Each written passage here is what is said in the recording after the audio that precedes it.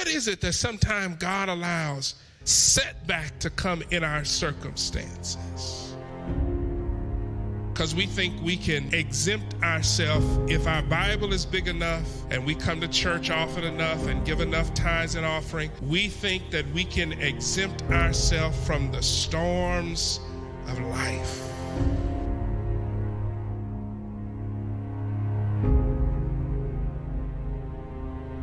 For all of us real spiritual people who like to speak a word over everything, who has been programmed by this media-driven ministry and society that we live in, sometimes in life, the hard way out will be the only way out. Sometimes God uses the pain of life to put an exclamation point and to get our attention and to yell at us because we weren't hearing the whispers. So every once in a while, God has to allow the thorn to come in our flesh to remember His grace is sufficient.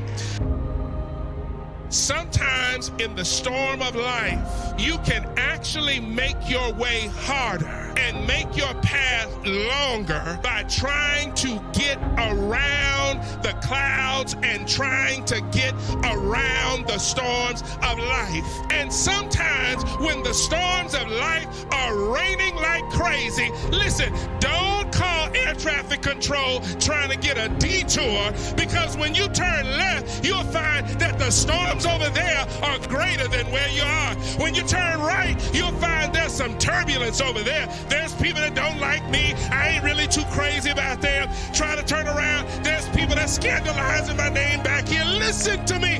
Just go forward and go through the storm. Stay on